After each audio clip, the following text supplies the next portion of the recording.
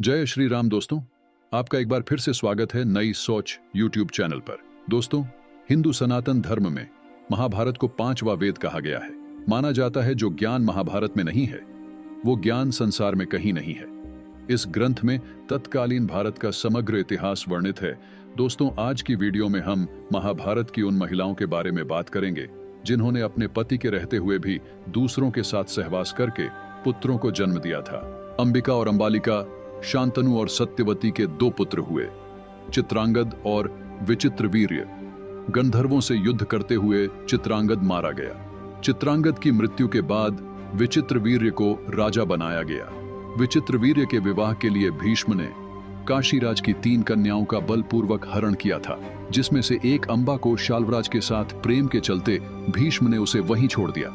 यही अंबा बाद में शिखंडी के नाम से जन्मी और भीष्म की मृत्यु का कारण बनी। अन्य 2 महिलाएं अंबिका और अंबालिका का विवाह विचित्रवीर्य से कर दिया गया। विवाह के उपरांत अंबिका और अंबालिका से विचित्रवीर्य को कोई संतान उत्पन्न नहीं हो पा रही थी, तो एक दिन सत्यवती ने अपने आर्षि पुत्र वेदव्यास को हस्तिनापुर बुलाया और उनसे मदद मांगी।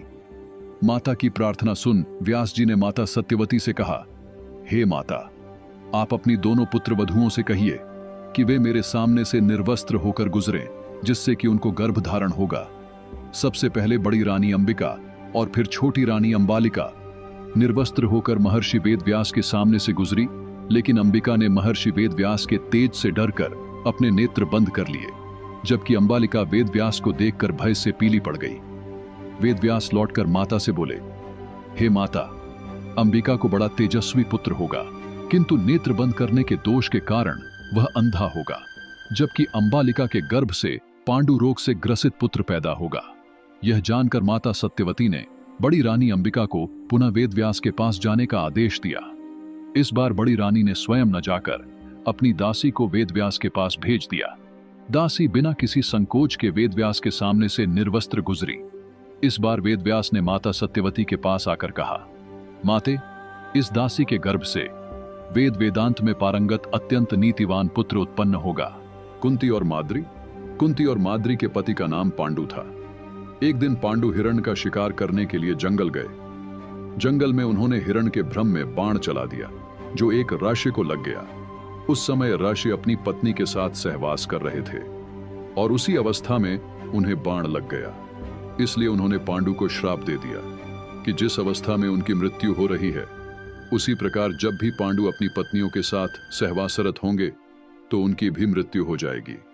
इसी श्राप के चलते पांडु अपनी पत्नियों से सहवास नहीं कर सकते थे, जिससे उनकी कोई संतान उत्पन्न नहीं हो पा रही थी। तो उन्होंने कुंती और माद्री से नियोग प्रथा के बारे में कहा, जिसमें पति के संतान पैदा करने में अक्षम रहने अथवा जीवित न रहने पर वंश को आगे बढ़ाने के लिए पत्नी किसी अन्य से संबंध बनाकर संतान उत्पन्न किया करती थी। तब कुंती ने पांडु को बताया कि आर्षि दुर्वासा ने उन्हें देवताओं का आह्वान कर पुत्र प्राप्ति का वरदान दिया है। तब कुंती ने मंत्र शक्ति के बल पर एक एक कर 3 देवताओं का आह्वान कर 3 पुत्रों को जन्म दिया। धर्मराज से युधिष्ठिर, इंद्र से अर्जुन तथा पवन देव से भीम का जन्म हुआ।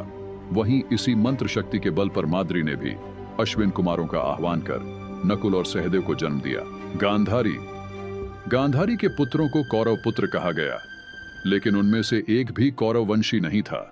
धृतराष्ट्र और गांधारी के 99 पुत्र और एक पुत्री थीं, जिन्हें कौरव कहा जाता था।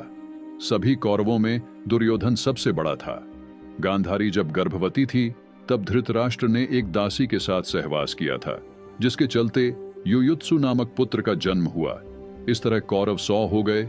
लेकिन दोस्तों, गांधारी के पुत्रों के जन्म की कथा बहुत विचित्र है। कथा के अनुसार गांधारी ने वेद व्यास से पुत्रवती होने का वरदान प्राप्त किया था। गांधारी के गर्भ धारण कर लेने के पश्चात भी 2 वर्ष व्यतीत हो गए थे, किंतु गांधारी के कोई भी संतान उत्पन्न नहीं हो पा रही थी। इस पर क्रोधवश गांधारी ने अपने पेट पर जोर से मुक्के का प्रहार किया, जिससे उसका गर्भ गिर गया। इस घटना को जानकर वेदव्यास तुरंत आए और बोले, गांधारी, तूने बहुत गलत किया है। मेरा दिया हुआ वरदान कभी मिथ्या नहीं जाता। अब तुम शीघ्र ही 100 कुंड तैयार करवाओ और उनमें घी भरवा दो। वेदव्यास ने गांधारी के गर्भ से निकले मांस पिंड पर अभिमंत्रित जल छिड़का, जिससे उस पिंड के अंगूठे के पोरुए के बराबर 100 टुकड़े हो गए। वेद व्यास ने उन टुकड़ों को गांधारी के बनवाए हुए 100 कुंडों में रखवा दिया और उन कुंडों को 2 वर्ष पश्चात खोलने का आदेश देकर अपने आश्रम चले गए।